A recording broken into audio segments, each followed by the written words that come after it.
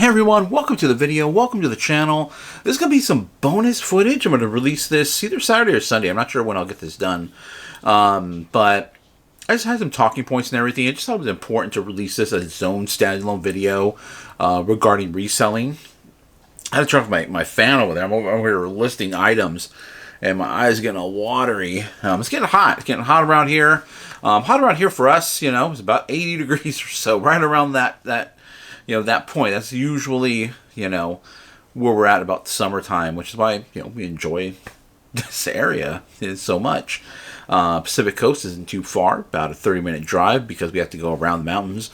Went through the mountains to be a little bit quick. Well, it was a straight shot through the mountain, or there was no mountains there. We would be there quick. You can go through the mountains, but you're zigzagging, you got motion sickness, all that, and that's not fun. So, the weather's very great around here. Yes, the other day we had like a 95-degree day, and we were like, we're almost dead.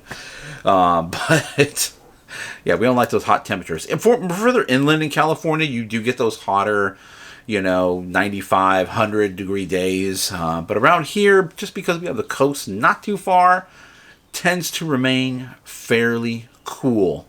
Cool mornings, cool evenings. It'll get hot during the day, but pretty cool. Closer you get to the coast, cooler usually it is. Okay, but I want to talk reselling, and I was talking with a friend of mine who I've kind of been helping get his eBay business, just reselling agenda. Not really necessarily a business. I mean, I guess it is a business, but to get eBay going, to get reselling going, to get his journey going. And so I started off, so ground zero, start off fresh, brand new store, first listing. Scotch whiskey, by the way, tonight's just a little bit of water in there for the whiskey, for the Scotch whiskey today. Generally how I prefer my Scotch whiskey, just a little bit of water, usually neat means without ice. Of course, on the rocks, you add ice to it. Just feels like one of those nights tonight, so very nice, cool, mellow. It's a Johnny Walker. It's nothing, spirits or liquor or anything's expensive. Whiskey's expensive, but I mean, it's a Johnny Walker. Johnny Walker, for those of you guys that don't know, just to add a little bit of whiskey knowledge here, something I do like. Johnny Walker actually does not distill their own whiskey or make their own whiskey. They actually source it, and they source it from a place called Jura. Jura? Pronouncing it correctly? I believe I'm pronouncing that correctly. It's spelled J, if I remember correctly, J-U-R-I, if I'm not mistaken. No. I'm definitely not. I'm definitely way off. No, Jura, J-U-R-A. It is a whiskey, very nice whiskey. I mean, they have their own. I believe Jura is actually an island, if I'm not mistaken. Let me see.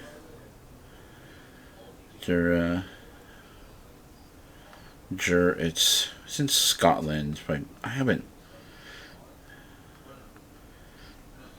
Let's see. Yeah, it's an island off of Scotland. Yeah, it is an island off of Scotland, and the distillery is just known as Jura, and they do produce their own whiskey. Really nice, mellow, but it's Johnny Walker sources from Jura, and it's a very nice, very easy going. I would definitely, if somebody was just getting into whiskey or Scotch, if they want to go to a good Scotch, I would definitely recommend a Jura or a Johnny Walker. It's a nice, mellow flavor. It's not like an Isla. Very similar to like a Speyside, and a Speyside is more the big name everybody knows, Speyside, Macallan whiskey, very similar. Macallan's more candy though, more sweetness. This has a little bit more what we call like brininess, more like ocean saltwater type. It's really good, but yet not like an Isla where it's heavily smoked. You get the peat. Isla is known for its peat whiskey. There's no peat, no smoke, so you get a very nice kind of briny-ish, semi-sweet whiskey. Of course, if I tell it if I tell anybody, like my wife, she'll be like, "What are you talking about? What is all this stuff? You know, it's just, I can't drink that. It's just like, ugh." My daughter's like, "It's old man." It's whiskey lovers, whiskey collectors, you know. Okay, but to the topic at hand. So I'm helping, my channel. So I want to talk about whatever I want to talk about here. We're primarily focused on reselling. That's what we do around here. We resell. We focus primarily on eBay because it's the big dog.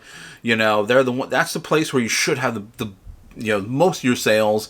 Leaving out Amazon sellers. We're not talking about Amazon people because Amazon's pretty big. You can get pretty big on Amazon. Primarily focused on eBay though, and reselling is big on eBay. Reselling, so you take an old item, you put it up on eBay, and you can't sell used items on Amazon, but it's not. I don't know. I just don't feel like. To me, Amazon is more retail. You go to a retail store, so you're buying more brand new items. It works, like retail arbitrage. You see me do it on this channel. Retail arbitrage, that, and I would probably look towards Amazon. But we focus on eBay. It's the big dog in the reselling space. Easy to get started. And it should be a place where you have your most sales because it has the biggest reach. It's the biggest platform. Should be. But there's other platforms and other people, can do and get big on other platforms. Like, there's a lot of big people on Whatnot right now as well too. It's a live streaming platform. There's other platforms like Poshmark. There's other big name people on Poshmark, big sellers on Poshmark, and on Mercari as well too. Okay, but not to say you can't. You can grow on any of these places. It just takes, time, and it takes effort. It takes work to get this done. And we'll touch on that in a little bit as well too. And I don't want this video to be too long either. So I'm helping out a friend, getting started from the ground zero, getting started from nothing on eBay, no feedback, no anything. So, and initially, we were talking about listing sports cards. So I know sports cards from the past. I don't know it now. I'm not as, well versed in it now as I did back when I first started in eBay back in 1999. Back then I was way into it, sports cards, memorabilia, all that. Lived and breathed it all the time, going to conventions, everything, sports card shops. And it was a big deal. So, for me back then. Now, not so much. Sold off most of my collection. I do have a few cards and stuff that I still collect and I hold on to in my collection. Not really so much as investments or, reselling them. I just enjoy them. Okay, so initially we talked about cards, and then we talked a little bit later. I'm like, okay, how about, then he had some jeans, and I'm like, oh man, jeans, it's going to be, clothing, that's going to be tough. Clothing reselling, the reason why clothing reselling is tough is because there's so much competition out there. There's so many people that are in the clothing space. I think it's one of the easiest ones to accumulate inventory. Is that inventory good or bad? You can sell a lot of a lot of people say mall brands aren't that great, but even mall brands will sell at the right price. You could sell everything at the right price. Like jeans, like just in generic jeans, jeans will sell at the right price. Obviously, even torn up jeans will sell. I just sold some torn up jeans, by the way.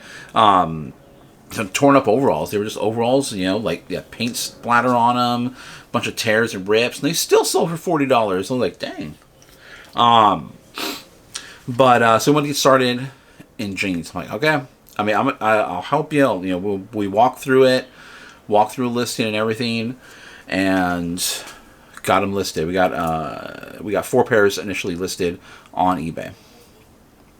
This was about 2 or 3 weeks ago, and I'm like, okay, and here I'm thinking, so we priced accordingly. What the market is for that brand. I forgot what the brand was.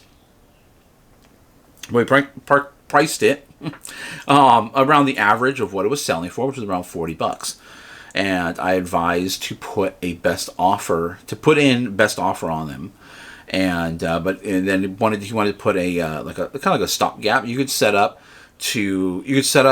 where you would automatically accept offers if it's above a certain number, and if it's below that, they automatically get rejected. Or you can open it up just to see whatever offer comes in. And so we set a hard stop at $30, so between $30 to $40. And I'm happy to say at least 3 pairs of jeans have already sold. And this is an account with no feedback. There's no feedback at all. We're not using any advertising or anything like that. No store subscription at all. What else? No returns. I recommended doing no returns right now just because it's starting out. And you won't really see any benefit from no returns. Anybody can force a return on eBay. It's a buyer can force a return on eBay. They just say item not described, and it's happened to me. It's happened to everybody. It's easy for a buyer to get a return. So even though there's no returns on there, you can still get returns.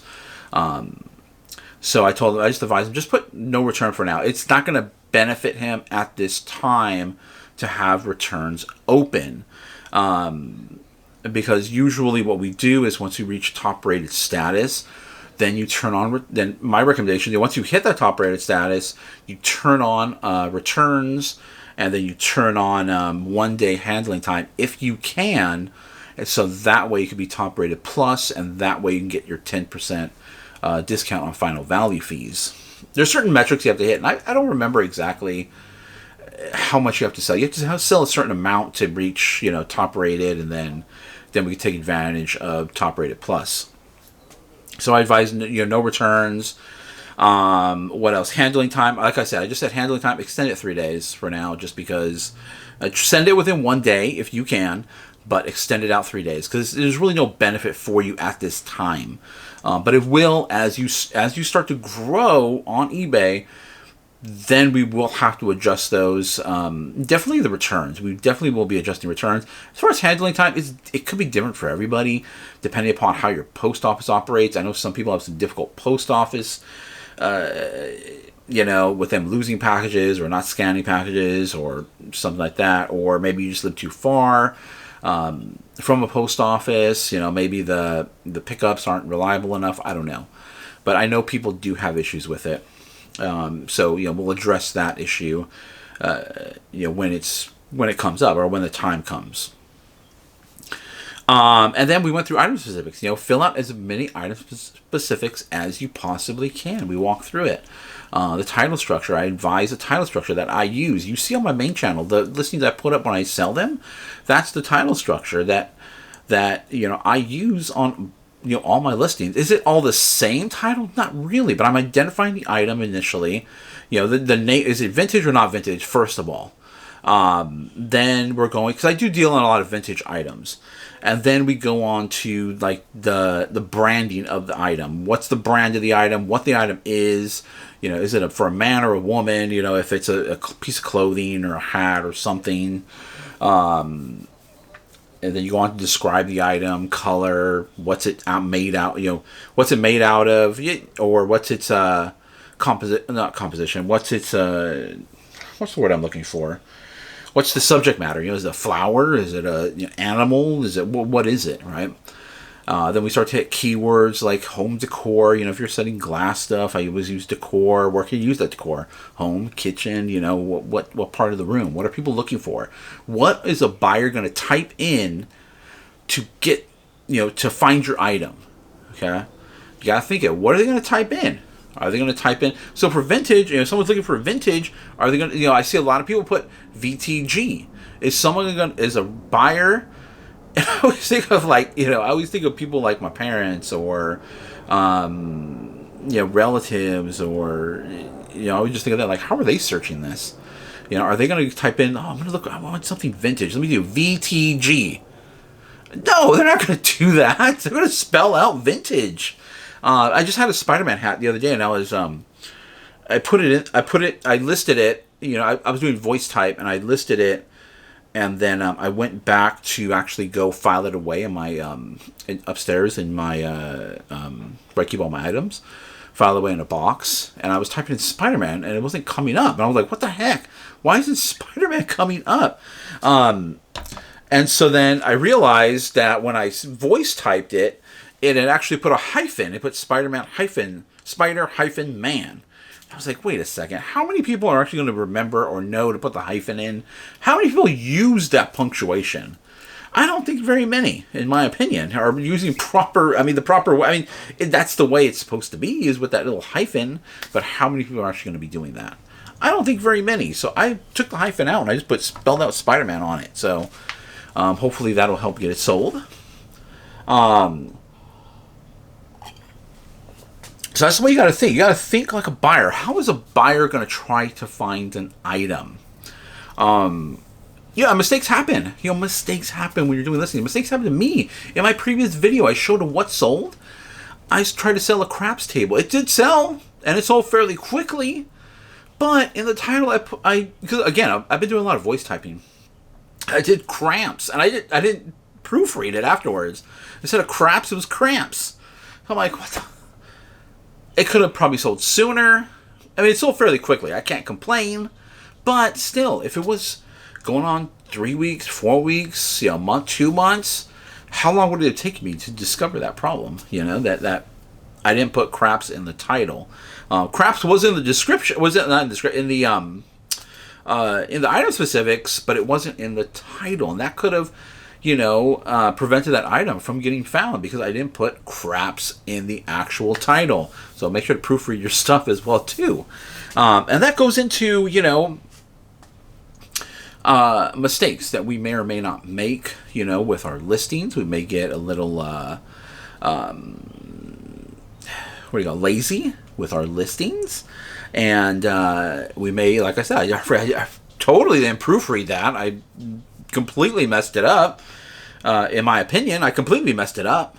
It still sold, but we still got to, be on top of it. And, when you're on eBay or anywhere in the e-commerce space for that matter, it's no longer the list it and forget it. A lot of people are talking about, we want, what happened to the list and forget it. A lot of people were talking about that on YouTube, and I'll get into that in a second. A lot of people on YouTube were talking about, it was a list and forget it. They're going to find buyers for us. Just list it and that's it. No, it's not like that. I don't think it's been like that for 15 to 20 years.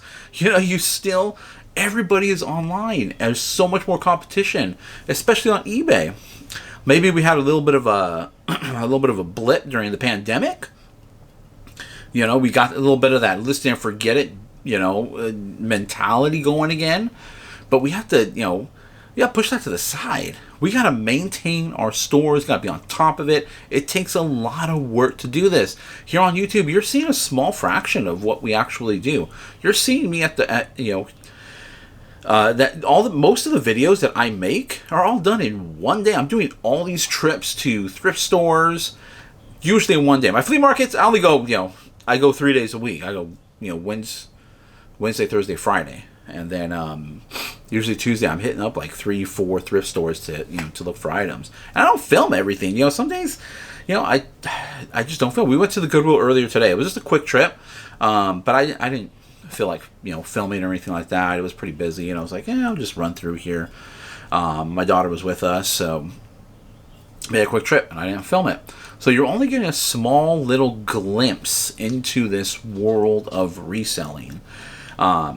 There's a lot of work that goes into it, and I was just talking earlier about with someone about usually I'm going. I get up in the morning, I make my coffee, have something to eat, and then boom, we're either going. All right, we're going to the flea market, we're going to the thrift stores.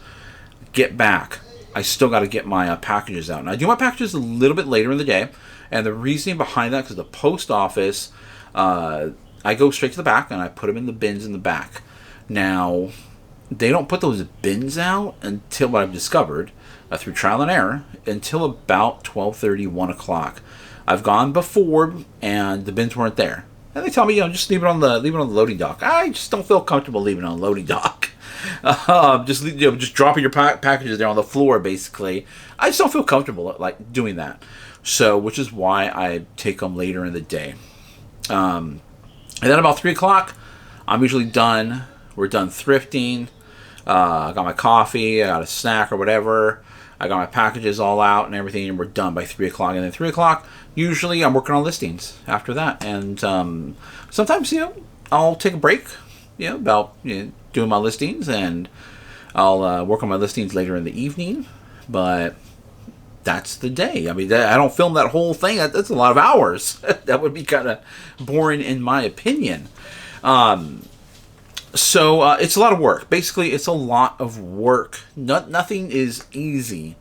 You may think, finding the items might be easy, and sometimes it is. Sometimes it is easy, and it depends on the area that you're in. In my area, it tends to be a bit easier for me to find profitable items that will resell online.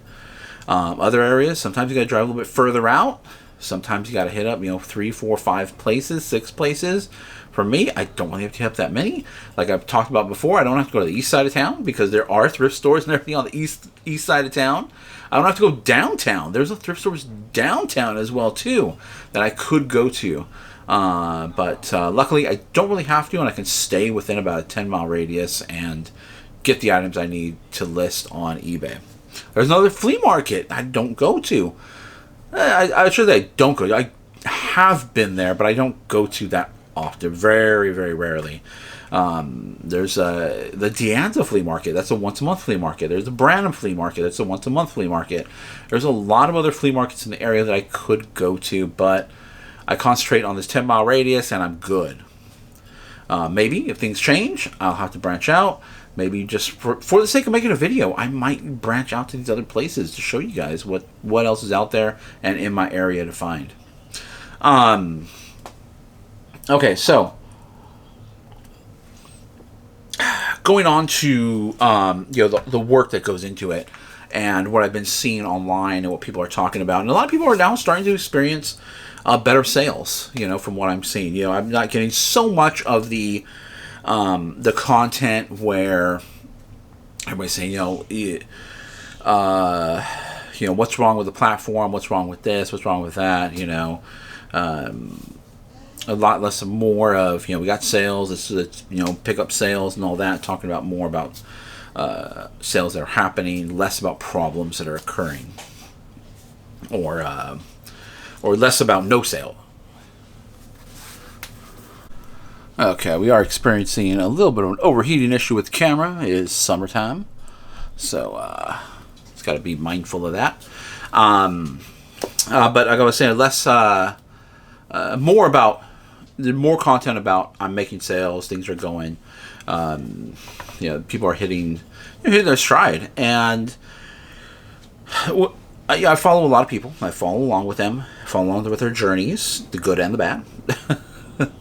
Well, there's a lot of bad out there, and so a lot of them are seeing success now have said while they don't necessarily attribute that to success, they're talking about changes they've made in order to make sales, or in order to have a successful store on eBay, primarily on eBay, I should say. And some of them have gone in and they've made changes to their listings. They've gone in, updated listings, cleaned things up. Some of them have started promoting. They've been promoting more. Some of them have gone on to adjust the shipping. They've gone on to flat rates, adjusting the flat rates, making it a little bit more affordable for buyers. I still use calculated shipping. I always use calculated shipping. One thing that you really have to be aware of when you're doing calculated shipping are dimensions with the box. So the dimensions can really throw everything off, especially with cubic pricing right now. Dimensions are key to make sure you don't overpay. And so just make sure, one thing I do is I have a bunch of set sizes of boxes. I have them all over there. I have extra boxes over here, kind of unusual sizes. I don't buy too many. I buy sizes that I know a lot of items will fit into that size. And then I just order that size. So I don't have just all kinds of crazy different sizes of boxes around here. I don't. Just common sizes that I typically use. And if I need to cut them down, I can cut them down. If I need to, what do you call it?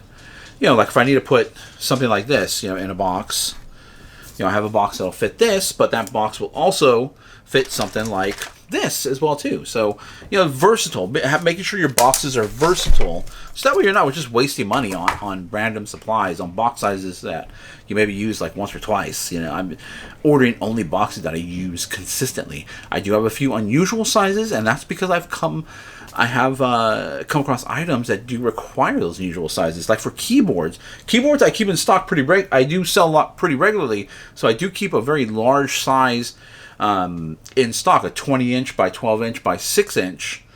That 4 inches? No, I think it's 6 inches.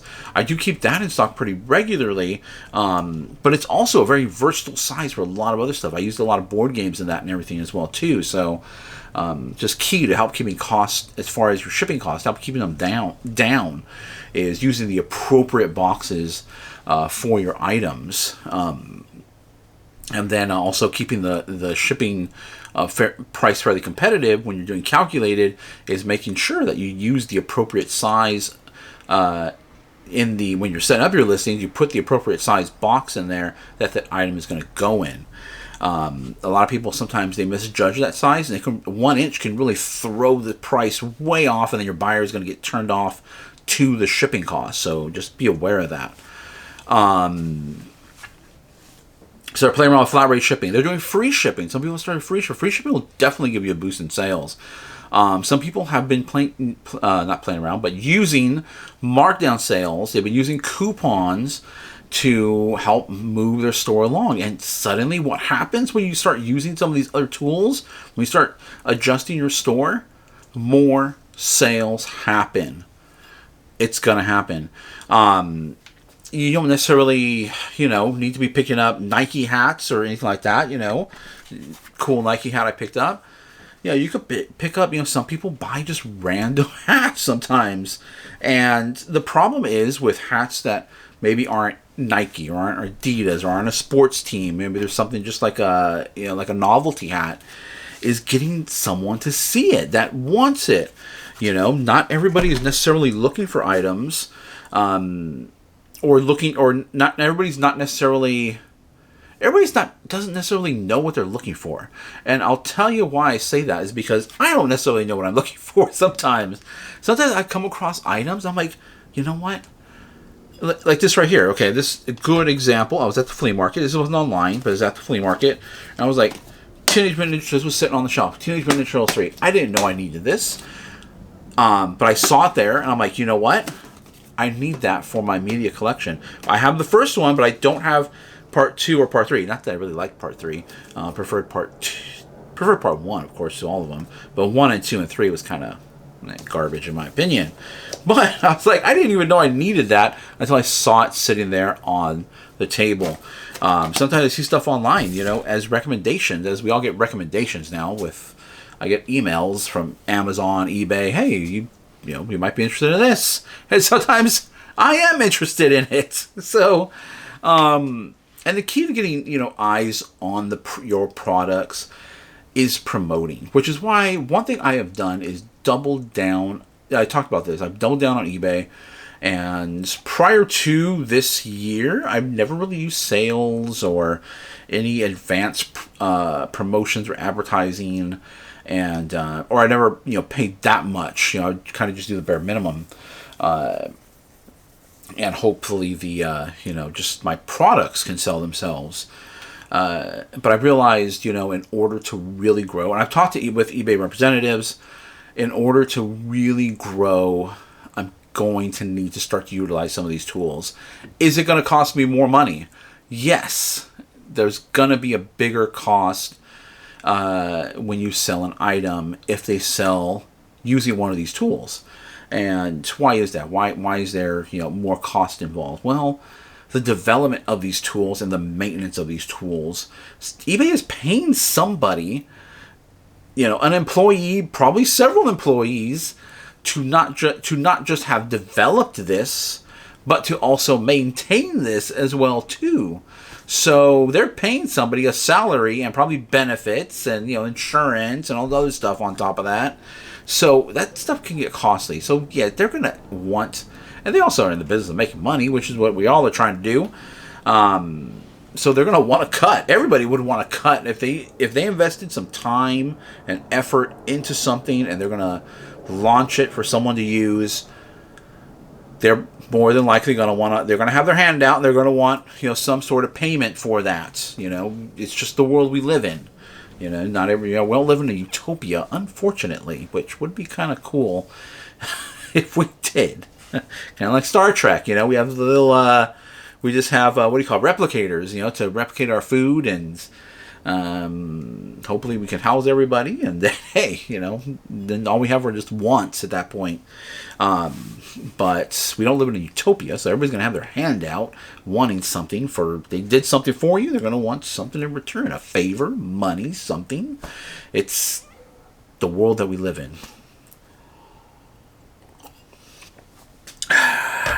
So, but always, with that being said, always, try to be, gracious and, I've talked about this before. Sometimes when I've had a big score at somebody, when I'm at the flea market, more specifically, not really the Goodwill, but when I'm at the flea market and I have a big score, and I'm like, I found this. I talked about this little. There was a little like a little chip thing I found. It doesn't really matter what it is, but I found the little chip. Figured it'd be worth about $20 or $30, so I picked it up for I think like $2 or $3. And it turns out when I got home, did my research really quick. It was worth like $200. I did sell it for $200.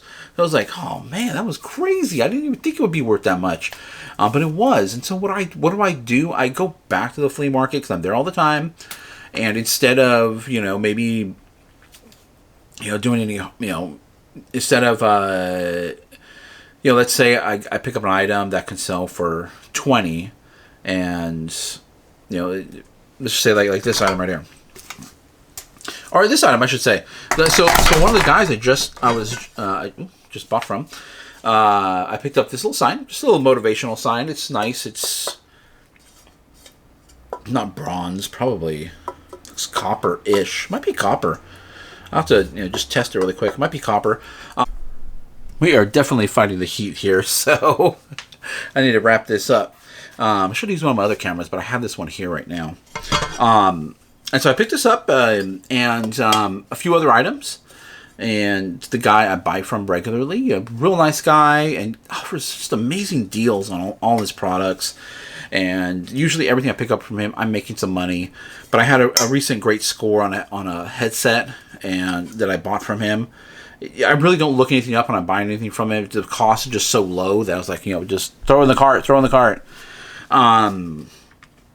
And so I picked up another item, and he said, I think he said, it wasn't like crazy. I wasn't like giving him like, a lot, but I made an even $20 when it should have been, I think it was 17 or 18.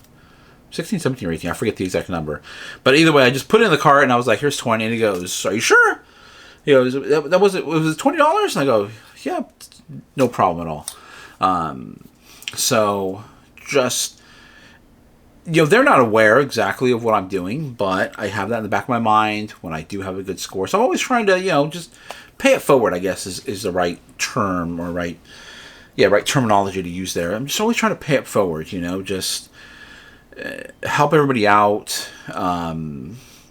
Everybody's going to have their hand out. Everybody's looking for, I'm looking for a great deal as well, too. I'm out there hunting, trying to buy low, sell high. But when I do get a great high, then I want to, kind of spread it out a little bit, when I go back and just, maybe offer a little bit more than what I typically do. So just, part of just business, just being kind and being nice, and, that's one thing I can, that's the best thing I could say is be kind, be nice, and everything out there when you're out there sourcing. Otherwise, okay. Moving on. So, people are making all these changes to their stores, making adjustments to their listings. They're doing promoting. They're doing advertising. And now they're starting to see growth in their stores. Starting to see more sales.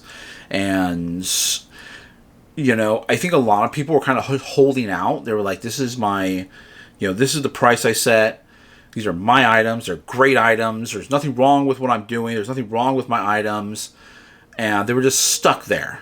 And they couldn't go beyond it, And so finally, I don't know what the breakthrough was, on a lot of these people that I watch. I don't know what what happened, what occurred, or anything like that. But people slowly started to come around. And now they're seeing that if we do utilize these tools, it will generate a lot more sales. Yes, my buy cost, or my the cost of for making that sale is a bit higher, but I'm getting 2, 3, 4 more sales on top of that, 5 more sales. I'm making one sale, but that's translating. Where in the past maybe you just had one sale.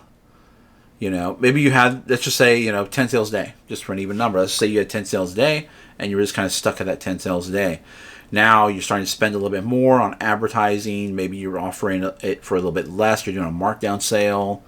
But now you're selling 15 items or 16 items, and that number can go up and up. So the aim of the game really is sales, keeping things moving, keeping the money flowing. As long as, you're making money. You're making, in my opinion, if you're making money, you're making money.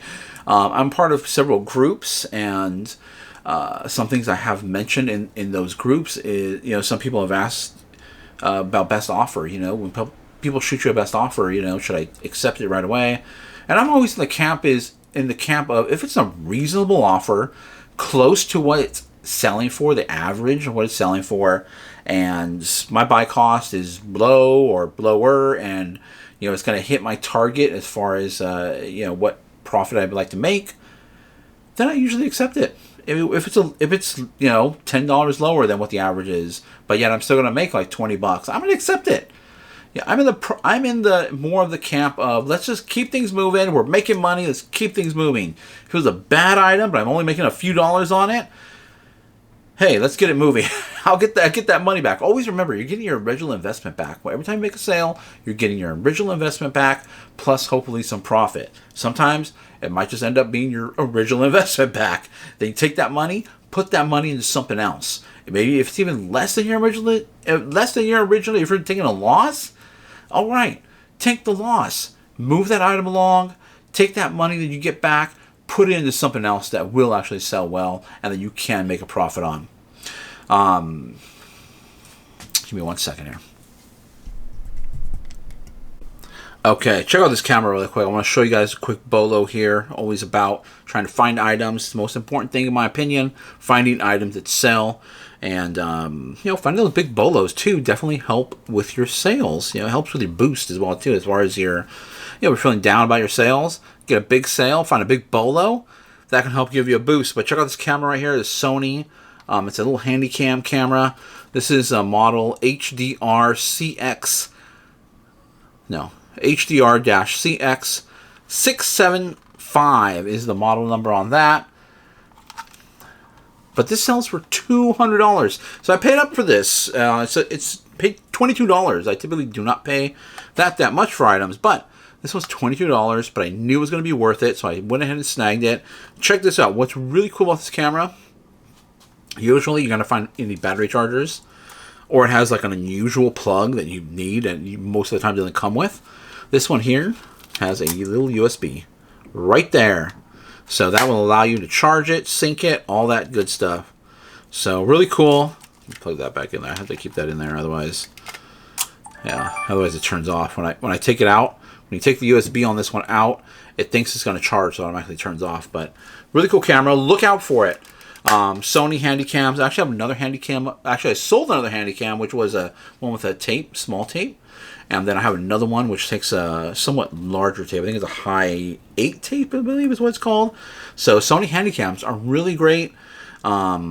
Just be careful. Make sure you get them for a low enough cost, because most of the time you can't test them where you're at. I couldn't test this when I got it at the Goodwill. So I did pay up for it, but I thought it was worth the gamble, and sure enough, it's going to pay off. Here's the case for it. Okay, closing thoughts on everything I was talking about. So I've made adjustments to my store, and I continually make adjustments to my store. I'm continually monitoring items, continually making mistakes. Yeah, I had that. Yeah, I told you about the issue I already had with one of my listings. I'm always updating my store. We're going through, starting the beginning of the year, we go through box number 1 and we work our way through all the way to the end of the boxes. We're at 75 boxes, I believe, right now. Then we go through our shelving stuff. I don't have necessarily everything in boxes, but I'm going through everything, looking through items. We typically end up with about 1 or 2 items left in the box over the course of the year, and it's like, we're going to do with this. We need to update it. We just gotta, it's no longer